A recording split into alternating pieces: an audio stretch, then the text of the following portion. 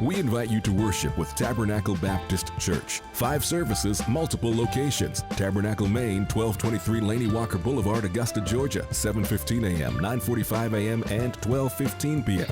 And Tabernacle West, 702 North Bel Air Road, Evans, Georgia, 9 a.m. and 11:15 a.m. To outsiders, it must look ridiculous. A people with our past in this country celebrating? How peculiar. But we know a thing or two about ridicule. We were mocked in the fields.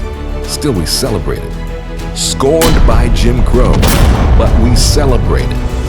Now, fighting to prove that our lives truly matter, we continue to celebrate every sacrifice made, every progress achieved through the Lord Almighty. However undignified, no matter the humiliation, we are on the move. This August, every Sunday at 9 a.m., 11 a.m., and 5 p.m. through Tab Global.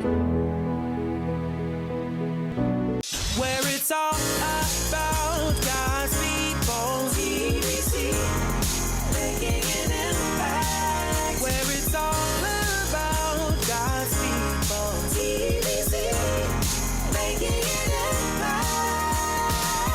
Welcome to the Kingdom Living Broadcast with the Reverend Dr. Charles E. Goodman. Making an impact. They brought the chest of God and set it in the middle of the tent pavilion that David had pitched for it. Then and there David worshiped, offering burnt offerings and peace offerings. And when David had completed the sacrifice of burnt and peace offerings, he blessed the people in the name of God of the angel armies. He handed out to each person in the crowd, men and women alike, a loaf of bread, a date cake, and a raisin cake. Then everyone went home. As we're considering that today, if I was to put a simple tag on those few verses, I want to challenge us today with this thought: finish line favor. It is our intent and aim that every time that we proclaim the word of God, that we simply ask that one declaration: Lord, speak, we need to hear. It was 2018 during the European Championships. And a particular runner from Israel, her name was Alona Selpater, was in the midst of the 5,000-meter race. She was comfortably in second place at the point where she had finally was getting ready to come to what she perceived to be the finish line. And as she was getting close to this desired goal, she lifted her hands in anticipation of winning second place. And as she crossed, she was expecting the crowd to go wild. But yet, as she was slowing down the cross, the competitors who were running behind her were gaining and catching her from behind. Matter of fact, as she crossed what she thought was a finish line, they rushed past her, and all she could hear was her coach yelling from the sidelines to tell her, "You got one more lap to go." See, what happened in that moment is that she had falsely believed that the finish line she was coming up to was her finish line. Because she did not perceive the actual finish line, she ended up stopping or quitting before the finish line was actually going to be crossed. Because of that, she ran that last lap trying to catch up. She ultimately came in 4th place, and because of her not finishing strong, she was once again moved from the pedestal and being able to have her name lifted among the top finalists of the 5,000-meter race. And I think that that's an apropos moment, because for many of us, sometimes you can run so far that as soon as you see what you perceive to be the finish line, it's easy to stop prematurely, and it's easy to go ahead and lift your hands in victory, not realizing that sometimes you still may have a lap to go. But here's the reality that this teaches us, not only her life, but also our life personally, is that oftentimes victory is not just given to those who start, but victory is given to those who finish. And the truth be told, I think that that's an apropos reality for many of us, because there's tension in that. And because if we'll be honest, many of us, we truly don't finish as strong as we need to. And here is why I believe that can be a problem, because if we really were to lean into that and think through that, let's be honest, complete satisfaction is never gained through incomplete effort. In other words, it's going to take some effort to finish. It's not going to be easy, and unfortunately, it's not going to come oftentimes we want. But we have to pursue relentlessly and faithlessly to make sure that we can cross the finish line. That's once again what the narrative conveys for us.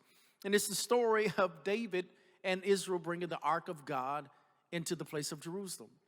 This was always the aim. This was always the intent.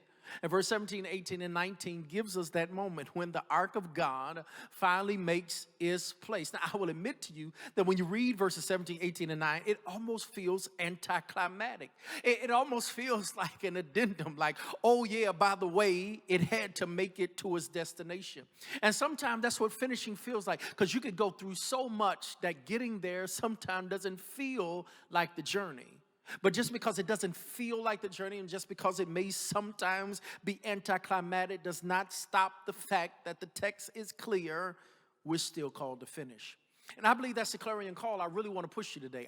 I believe that's my assignment today, is to encourage you that whatever you started to finish. I know it's so much that's going forward in the midst of a global pandemic, in the forward of political upheaval. I mean, this thing is crazy, but yet I still hear God saying finish. I know there's many things that perhaps you didn't plan for, and I don't know anybody that planned 2020, but just because this bump has happened, just because this mountain has emerged in the journey, does not give you and I an excuse to quit. Quitting is not where we get the favor, but the text is clear. The favor comes when we cross the finish line. And that's the push I really want to once again have this conversation. It's not a long sermon today, but one I hope is full of self-reflection. Because even as I was preparing this particular message this week, as I was starting my first week of PhD work, and I was thinking about this process, about what's going on and everything else happening with some of the schools that I'm teaching, pastoring, deafs in the congregation, it almost felt to the point of overwhelming. But yet, as I began to continue in my study of this particular text, to prepare this sermon for you who are listening, God gave me that word and said, Goodman, finish. And maybe someone needs to hear that, because there are things that perhaps you put on the back burner. And all I can hear God saying is he wants me to remind you to finish. There are things that I know you're thinking to yourself, the timing is wrong. Finish. I know you're thinking, but what about this particular aspect? What about this job? What about this? Just finish. At some point, don't keep unfinished things on your to-do list.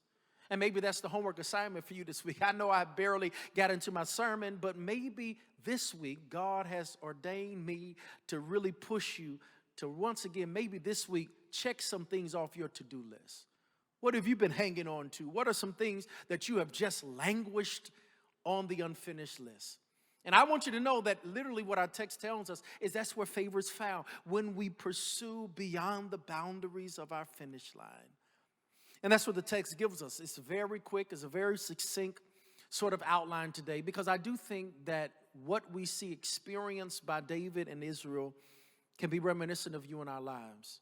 Because the text tells us the ark of God made it to where they planned it to be. Let me give you a few things, some things to ponder. Hopefully and prayerfully, you write some stuff down. I believe that this sermon is good journal material. This is good stuff for you to consider, to sit down, to ponder. I believe that most of your investigation of your life would probably take a little longer or lengthier time than I will in sharing this sermon. But once again, I think that it is a good exercise to evaluate what needs to be finished in my life.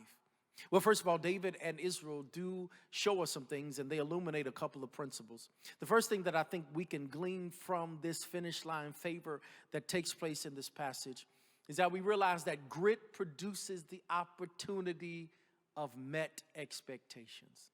That word grit is an important one. It really exemplifies perseverance.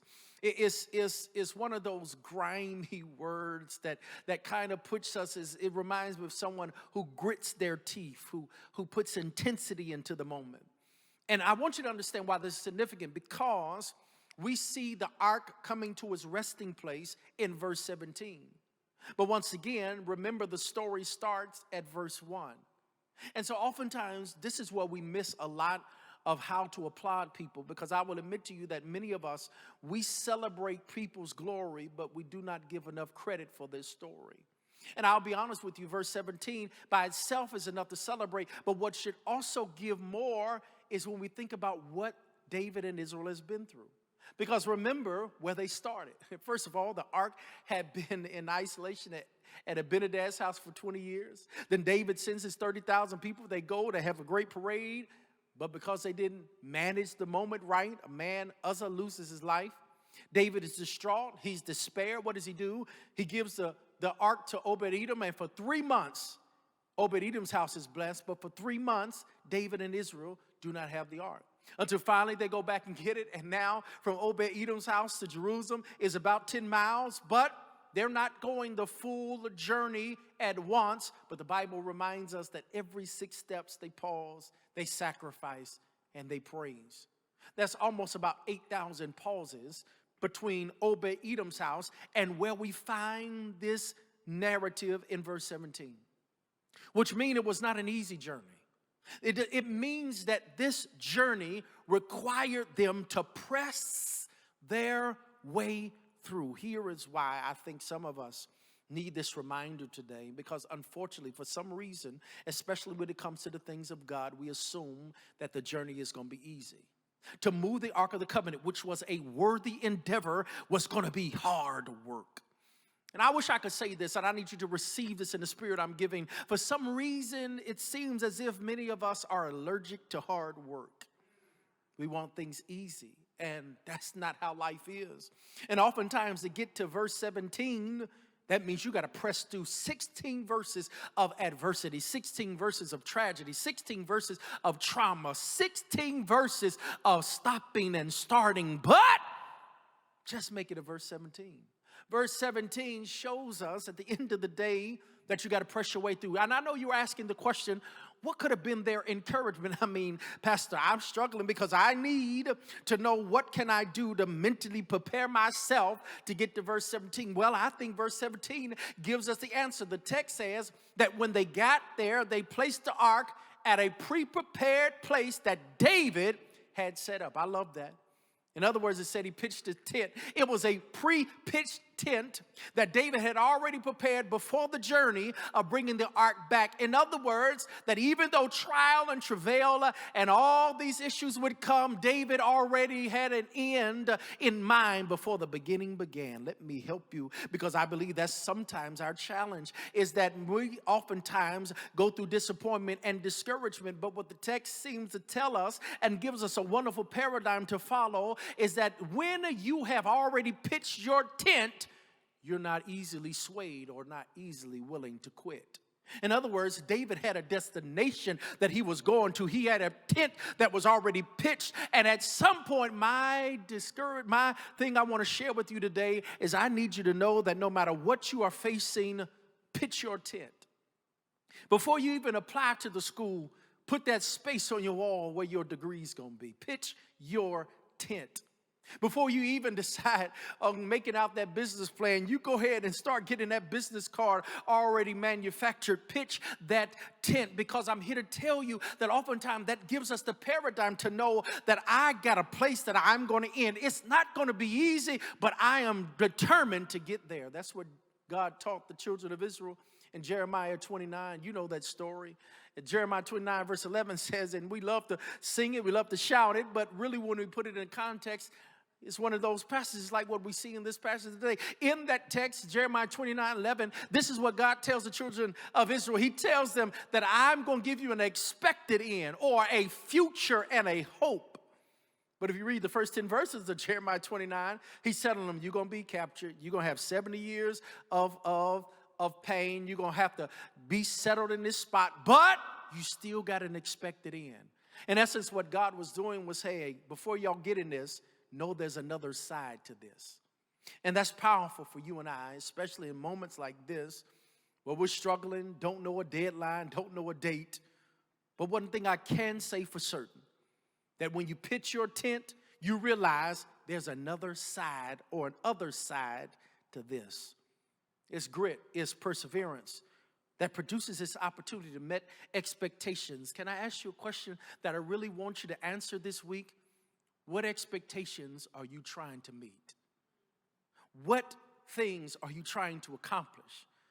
And I'm daring you today to write those down, press your way, And don't quit until those expectations are made. David and Israel did not stop till the ark got to the pre-pitched tent.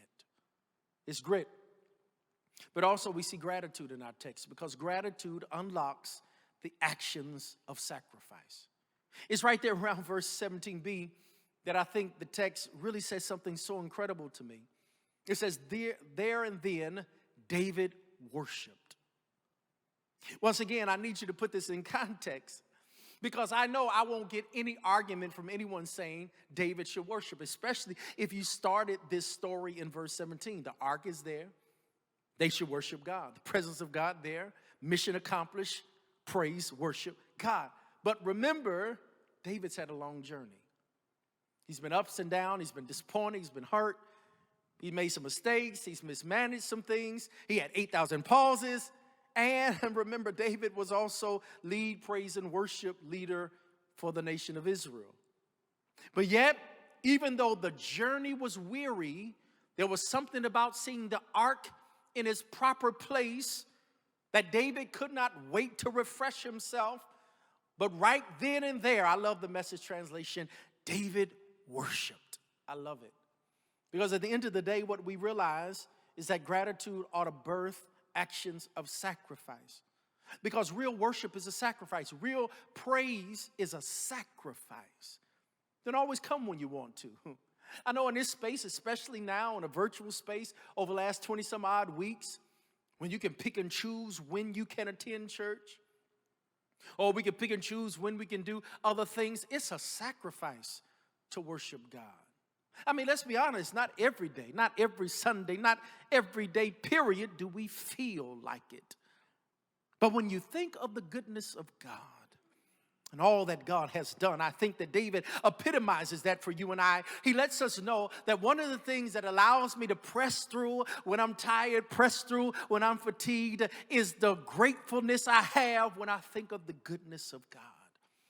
And every now and again, can I tell you what ought to push you and I when the road gets rough, when we get tired, is we ought to make a list of the goodness of God. Maybe David in that moment, as long as the journey has been, perhaps as he got on his knees to worship, was thinking to himself, you know what, God's been good to me. I remember when I was a boy in the back of my father's house and I was messing with the sheep and God protected me from lions, tigers, and bears. Oh my, I mean, God's been good to me when I had to face a giant with a rock and rag and God gave me the victory. God's been good. I ain't even got to go back that far. These past couple of weeks as we've been trying to get the ark of God back to its proper place, it's been highs and lows, but God's been good to us. Every sixth step, he's been good. And maybe every now and again, you and I need to take inventory of the goodness of God. It's not always easy. And it's not always easy to pray. It's not always easy to lift up your hands, especially in a day now where you don't have to do anything in a corporate setting. And maybe that's what even makes it even greater sacrifice.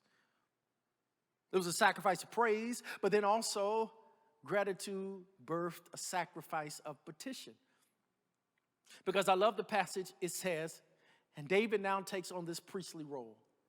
And he offers up offerings, 2 offerings. Matter of fact, the text tells us burnt offerings and peace offerings. I need you to understand this, and I'm giving you this as a tidbit. I'm just a lover of the Word of God, so there's some stuff that I just can't skirt over, and I want to put the context for this text because David, in essence, in 2 Samuel 6, he wears a plethora of hats because he's not just King David, but you also see him operating as a priest. You see him operating as a dancer. David shows, and I love this because he makes the example for Israel about how one should be connected to God.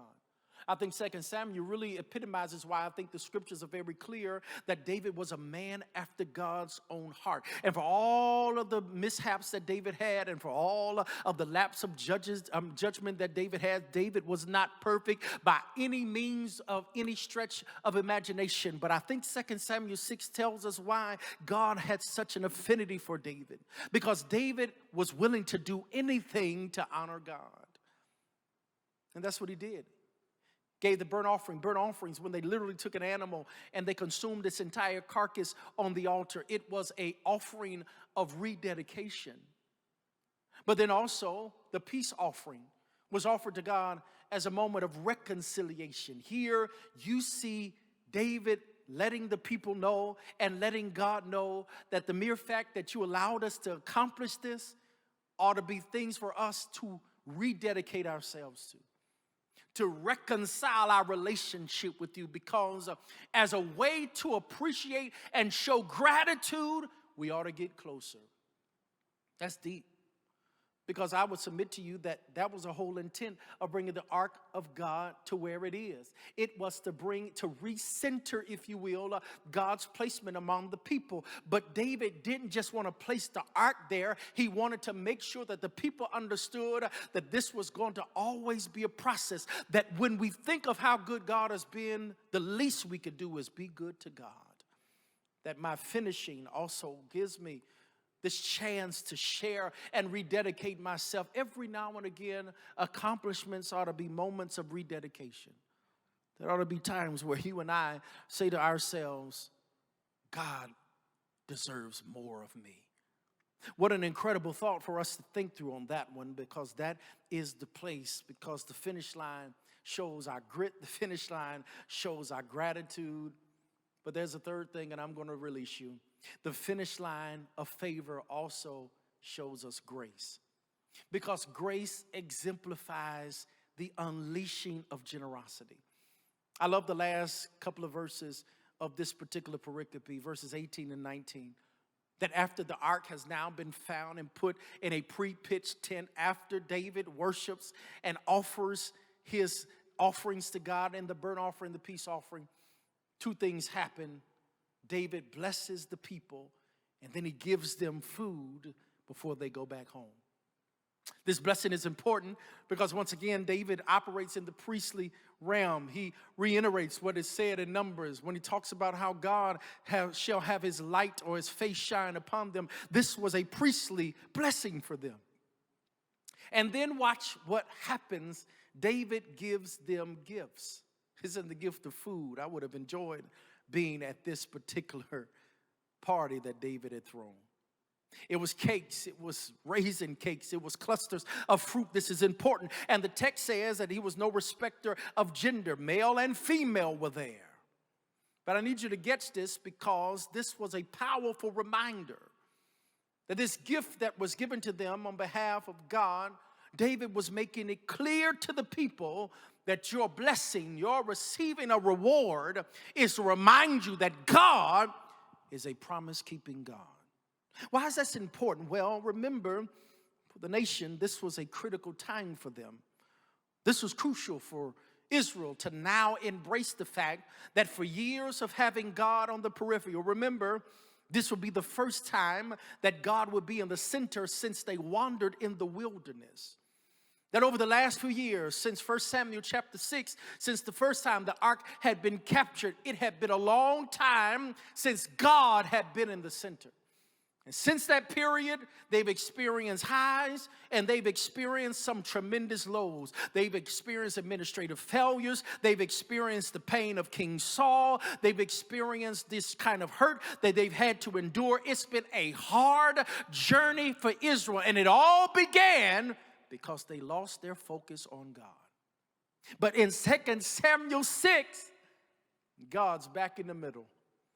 And now David uses this moment to remind the people that when we get it right, when we put God where God is supposed to be, watch this, God is a keeper of God's word. That no matter how we've done in the past and no matter how reckless we've been in the past, God is still a covenant-keeping God. Even when there have been moments when we've tried to throw away God, here is what David was letting them know in the scriptures that gives me encouragement today, that even in my wayward moments, even when I'm guilty of sometimes discarding and throwing away God, I'm glad that God is so awesome and incredibly gracious that he'll never throw us away. That's the news of the text. That's the power of this moment, is that now David was reminding them, there's been moments you ain't remember God. There have been moments you've been lax on your regulation. There have been times you ain't been as faithful as you should have been. But I need you to know that God is still the same God. Maybe that's the word word that someone needs to receive today. In spite of everything going on, in spite of the moments of despair and trauma and tragedy, God is still God. He's still a way-making God. He's still a benevolent God. He's still a gracious giving God. That's the power of our text. And he shared that with them. That's the good news. And then they went home because this was not just a promise they could keep to themselves. Because when you've been journeying with God, when you've experienced his goodness, when you've walked with his grace, that's the power that God provides. And that was their moment. They had done and accomplished. God was now back in the center. And God wanted them to know, just like I want you to know, I'm a meter of needs. I'm a supplier of strength. I will give you what you need, because once I make a promise, I'm a God that always keeps my promise. That's the word I have for you today. That's my simple little sermonic theme. It's not much, but that's all God gave me for you this week. Finish. There's benefits, there are rewards, there's favor when you cross the finish line. Hear my heart. Maybe that's what God is really challenging you today, this week. What do I need to finish? Maybe there's some things that I needed to do. Notice, they were intent on making sure God gets back in the middle. Maybe the thing God wants you to finish is not some tangible thing. That will come. But maybe what God is requiring you to finish is, I need you to finish getting me back in the center. How many of us have, we made all this stuff to, I'm going to pray more, God, and I'm going to do this. And we haven't always done what we were supposed to do. I'm amazed how people say they got more time now, but if the truth be told, a lot of people claim to have more time. I've seen less things accomplished. I don't know about you. I needed to be busy. That's been one of my biggest challenges, is that I learned how to rhythmically press through life. Going on this plane this week and preaching there this week and coming back and preparing and doing this. And so there was a rhythm of life that drastically, abruptly halted in March. And so it took a while for me to even get my bearings together. And even then, I must admit that in trying to get myself settled, I lost rhythm, not just with life, but can I be honest, rhythm with God. It wasn't until God pressed me a couple of months ago, I saw myself shaving, because you do realize it. Thank you for joining us. If you were blessed by today's message, there are several ways to view it again for free and play it back anytime and anywhere. Visit our YouTube channel, TBC Augusta GA, and our website, tbcaugusta.org. You can also download the Tab Impact app from the Apple Store or Google Play. As always, thank you for worshiping with us at the most impactful place on the planet, the historic Tabernacle Baptist Church.